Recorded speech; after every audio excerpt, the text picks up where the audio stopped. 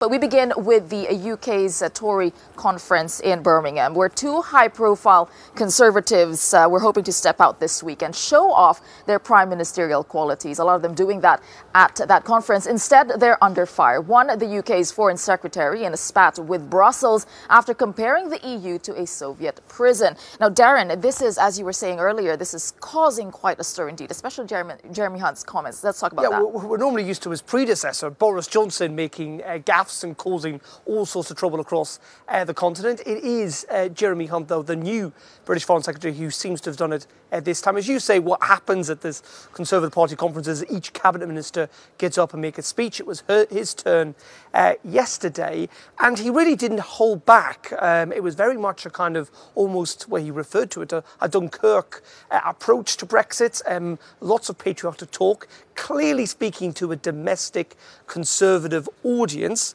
potentially pitching for a leadership role, but in doing so, causing a lot of anger here on the continent. Let's hear from Jeremy Hunt, who was speaking at that conference yesterday.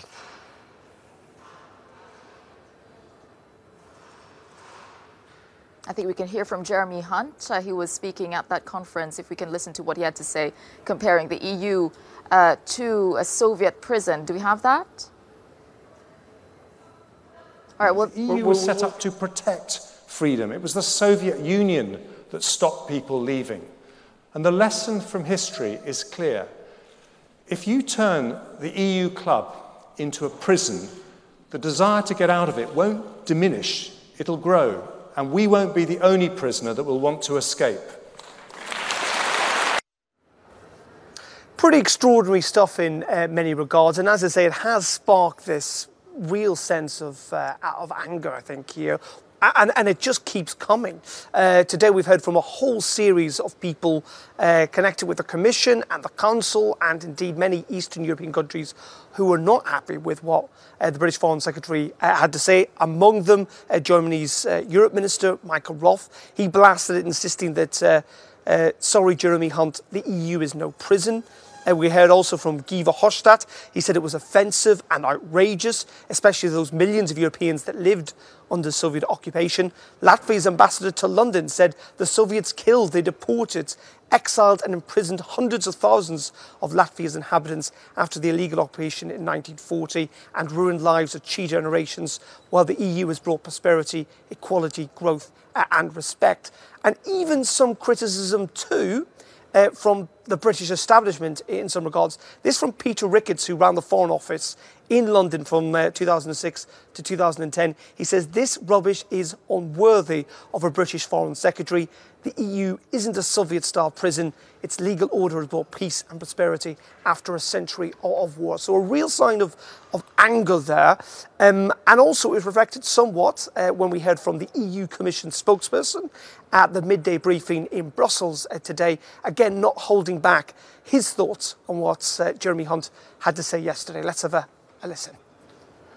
I would say respectfully that we would all benefit, and in particular foreign affairs ministers, from opening a history book from time to time. That's the only comment I have. I mean, Sophie, we listen to these words. These are pretty harsh words, and I think we see it's escalating. Are the gloves coming off now that the deadlines are coming? The deadline for Brexit is coming. What are we witnessing now with these exchange of words? Look, I don't know why Jeremy Hunt felt the need to say this. Incidentally, there is an irony in the fact that Brexiteers, across the aisles, I would almost say, seem to feel the need to lecture the European Union on how to arrange their internal business, even after they're gone. I really don't see why, but I don't know why he made these remarks. I think they are completely distasteful. They're very painful because, some people still remember what the inside of a Soviet prison looks like. It's not that far away. And I think, why? Even if he was making those remarks for his own domestic audience, was he not thinking that other people are watching too? No, absolutely. It's that aside, because this has obviously hit. Sensitivities have been hit by that comment. But that aside, does he have a point in the essence of what he's trying to say, in the sense that the EU might be holding on too tightly, that people feel that they're locked in? Is there a point to that message? Sorry, I really don't understand. What that's supposed to mean. I mean, the EU are, first of all, the governments of the member states and the people. And they chose voluntarily to be part of this family, as a majority of British people has chosen to leave it. So, that's foreseen in the treaties. And you can actually see that ever since the Brexit vote took place, that support for membership of the EU is growing. So nobody is forced to stay, and I think it is increasingly clear for everybody that it's very important to stick together. Jeremy Hunt was clearly playing to a domestic audience. There is increasing talk that this man could be a future prime ministerial material. I think the essence of what he's trying to get at here, though, is that Article 50, that triggers the Brexit process, is clearly stacked in the European Union's favour. It is clearly designed to discourage members from leaving. Second of all, there is an attitude among some people, particularly potentially the French, that may want to punish Britain, or to at least give the impression that other countries. This is not a process to go through. This is beginning to sound a little bit like I don't know, Monty Python or something. The Frenchies. Well, this whole story, that's a myth of the French or anybody else wanting to. Let me finish. Okay, wanting to punish the British, that's nonsense. If the mood here is a completely different one. People are really, really sad about Britain leaving, and they're becoming sadder as the date is approaching. It wasn't our choice, okay? Nobody wants to punish. That Article 50, which incidentally is in the treaty that was also supported by the UK government. I'm not speaking that Britain signed up to this, but clearly, but look, it makes no sense. Clearly, the European Union is making this process difficult, is understandable. They do not want people to leave.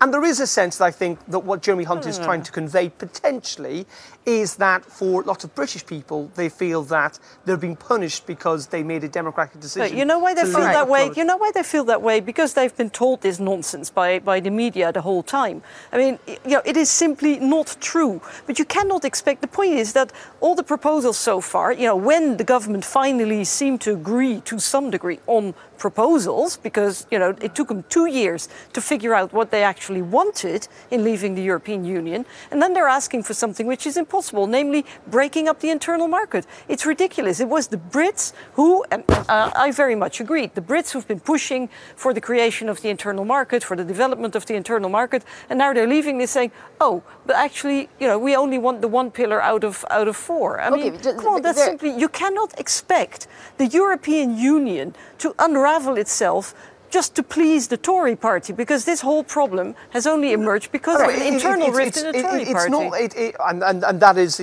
to a degree true, but it is just this sense of, like, this is not a club you can just walk away from. Now, that is understandable because it's been a union that Britain has integrated itself over the last 40 years for, and the EU needs to protect itself. But in doing so, clearly Britain feels slightly boxed in because they give another example, because when it's about security, then the Brits are saying, oh, but then we want to be in. So it's also, there is a large degree of hypocrisy here. So let's be honest. They were members for almost 45 years.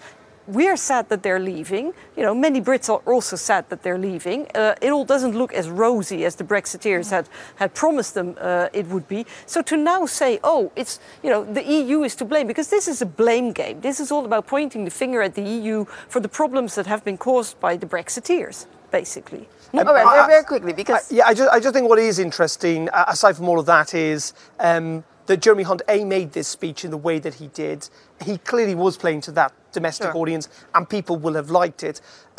Listening to this backlash today, including from some other people who work at the Commission, who talk about having been born in the Gulag, imprisoned by the KGB a few times.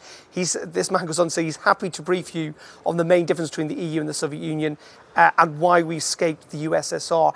And I think the choice of comparison is something now that the British Foreign Secretary, Britain's chief diplomat, will be regretting. Indeed. And very quickly, do you think it was at the expense also of negotiations? this move, this Well, I pandering think to that's more domestic interesting. audience? Will this have a real impact? I don't. Will it be? Will it? Do No. you think it will? I don't think so. All right. We Very agree on that. interesting debate. We Indeed, agree at on least that. there's one thing you agree on. All right, let's stay with Brexit, though, because there is really a lot going on today, and it's all in the Brexit brief.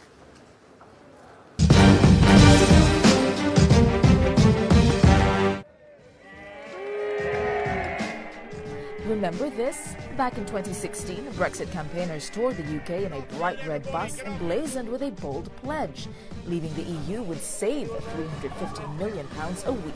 Fast forward to and a new report from the Centre for European Reform finds that Brexit is costing the UK €560 million each week in lost revenue.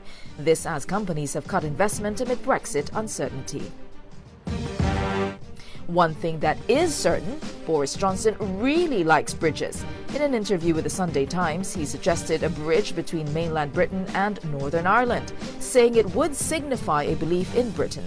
It's the third bridge Johnson has suggested in recent years, following a so-called Garden Bridge over the River Thames and a 35-kilometre bridge to France. And amid all the Brexit uncertainty, Theresa May has a plan, a party plan. She announced plans for a festival of Great Britain and Northern Ireland to take place after Brexit in 2022, and reminisced about the great national exhibitions of the past which showcased the best of Britain and attracted millions.